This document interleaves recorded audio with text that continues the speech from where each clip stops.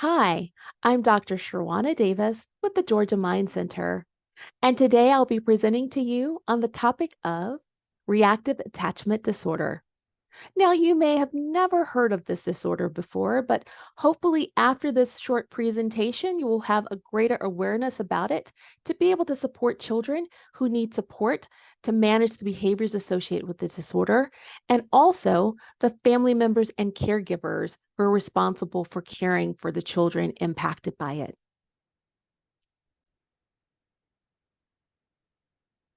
The motto for the Georgia Mind Center is "You deserve peace of mind." This topic of reactive attachment disorder is a part of the short psychoeducational series, and you can find this presentation and others on the YouTube channel. This presentation is for informational and educational purposes only.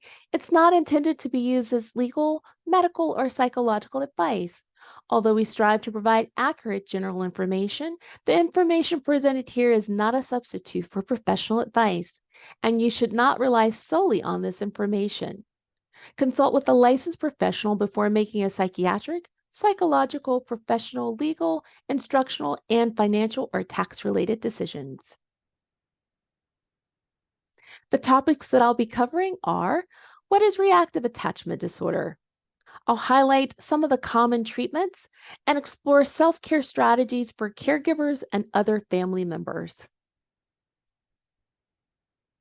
Here are some of the signs and symptoms as defined by the American Psychiatric Association, who actually creates the diagnostic criteria for reactive attachment disorder.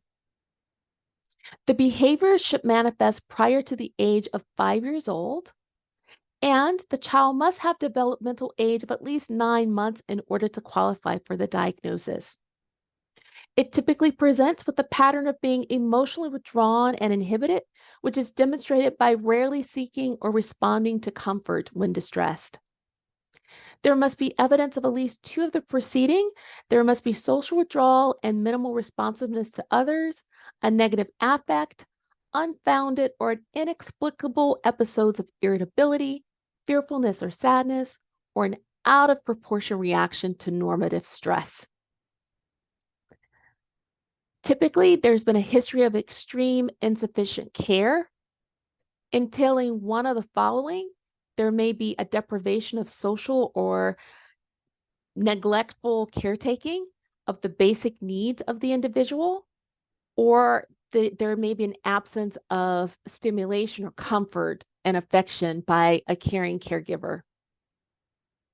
Probably the most controversial piece of the diagnosis is that a child cannot also meet the diagnostic criteria of autism spectrum disorder. Those two, based on the APA, are treated as mutually exclusive diagnoses. Outward appearances may be misleading. Things are not what they appear. So typically you will hear parents or family members or those who are particularly in close proximity within homes to the child say that the way that they may appear initially, at least to others, is not how they present at home. So an external person may see the child as very charming, as the perfect child, and the caregivers or people at home may see a different presentation. So how is it diagnosed? Typically, it involves a psychological evaluation, and that is done to just take a full assessment of the child to evaluate the child for many other disorders, just to be able to rule them out. So again, the typically requires them to rule out autism and intellectual disability disorders. There's also a need to do a very thorough biopsychosocial assessment, and this is needed in order to gain input on the child's developmental history. Again, a lot of this is due to just really traumatic events that occurred during the early stages of development or neglect And so it's really important to get that as a part of that biopsychosocial assessment. And that's why the current caregivers are really, really great pieces of collateral to be able to provide that history as well, particularly if those caregivers are the adoptive or the foster parents. They may have additional pieces of insight to be able to share to get an accurate diagnosis. What are the risks for the disorder? Typically, the disorder is found in environments where there are multiple caregivers or the child is left unattended. So you can find this a lot in foster care where a child may have been moved from one home to the next. It can even occur in spaces that you wouldn't imagine, right? So if a child has very poor child care and is left unattended for hours in a day, they may not necessarily have ever entered the foster care system. They just have experienced a level of neglect that didn't allow them to be able to now seek comfort and trust their caregivers.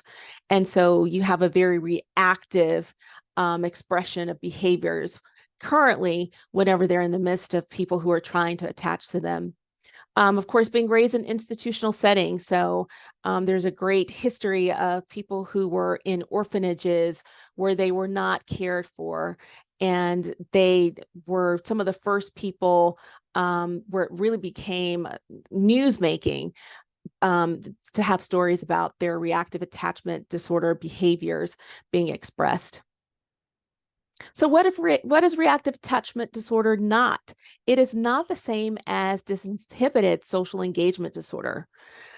That is where a child indiscriminately may go up to strangers, right? And go from one person to the next person and has no sort of inhibitions. So that's very different from reactive attachment disorder. It's not the same as autism. It's not the same as ADHD, bipolar disorder, or schizophrenia. It's a completely different and distinct diagnosis. The prevalence of reactive attachment disorder, according to the APA, it's between 1% to 2% of children. There's a much higher prevalence of that within the foster care and those with an adoption history, just because that initial attachment may have been disturbed. So the prevalence is much higher than across all populations of children. Here's a couple of myths about reactive attachment disorder. These myths are quite common, and so this is a great opportunity to do some myth busting. The first myth is the diagnosis only applies to children who are adopted or in foster care. That is a myth. This is a diagnosis that is deeply rooted in neglect and trauma, and we know that children who are not in the foster care system, who are not adoptees, also can experience that.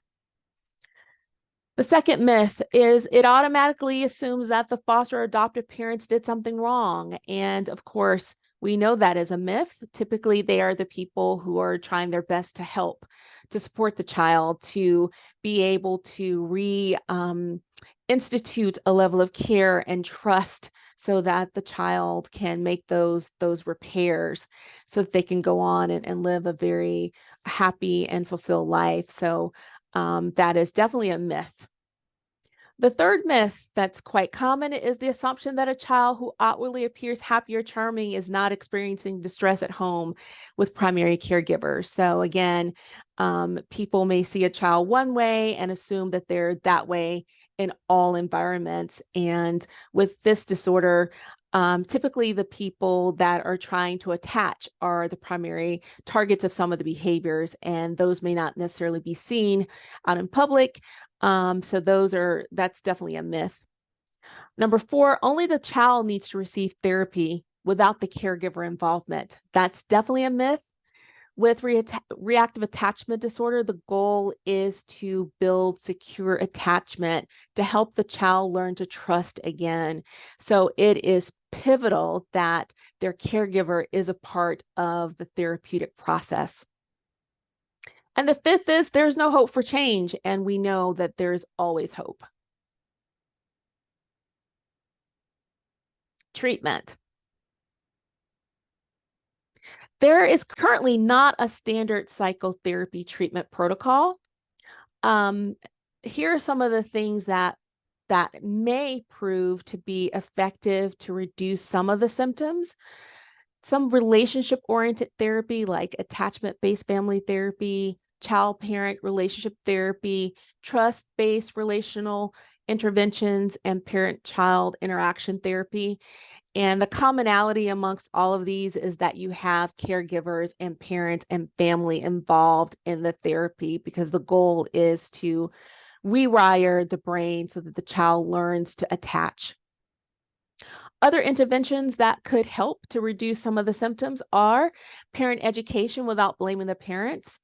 Sometimes parents often will state that they've sought help, but they were blamed, so that caused them to not be able to receive the help as much as they would like to, because they felt like they were being judged for this, and they may not have had anything to do with creating this problem. And in many cases, with kids in foster care or adoptive parents, they are there to help. They didn't necessarily cause the lack of attachment that's present. Social skills training is another one. Being able to teach the child skills about how to interact with others in the environment is really important and pivotal as well. That can be very helpful because it can be very difficult to establish those social relationships when you don't trust your environment. So being able to provide social skills training to the children is essential. Trauma-focused cognitive behavioral therapy is really good to help with processing and being able to work through some of that trauma that the child may have experienced, as well as EMDR also may be able to help with some of the trauma that the child has experienced. Care for caregivers and other family members. We know that children are not alone. And so it's important not only to help them, but to also support those in their environment. And so that means their caregivers and other family members as well. So a couple of things and strategies for self-care is to engage. So connect with others who have children with reactive attachment disorder diagnosis so that you do not feel alone. Get mental health support. So find a trauma-informed therapist who understands this disorder. And if the child is adopted, locate an adoption competent mental health provider so that you don't have to explain what adoption is, and so that they will get and understand what it means and how it impacts families. Maintain physical health. So get your annual physical exams to address any underlying health challenges, and maintain adequate sleep and healthy eating habits, and take a respite when needed.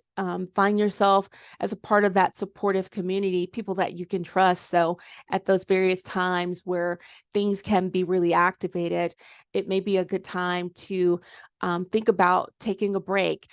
Just a little bit of a respite, even an hour sometimes can make a world of difference to some people. Educate your support system. So make sure that support system members understand the behaviors associated with reactive attachment disorder so that they can help instead of exacerbating the problem. So a lot of times people don't want to make things worse, but they just don't know. And so being able to share with them information about the disorder, how it presents, will help them support you. And here are just some additional resources that you may want to explore. There's the Child Mind Institute, the Attachment and Trauma Network, ATTACH, and the Center for Adoption Support and Education may also be a good resource for you as well. And just want to take some time out just to acknowledge some of the sources of the information contained in this presentation. And if you or someone you know is in crisis, please dial 988, which is the National Suicide and Crisis Lifeline. Thank you so much for watching. And if you like this presentation and found it valuable, please subscribe, share it with other people who may also need this information. And remember, you deserve peace of mind.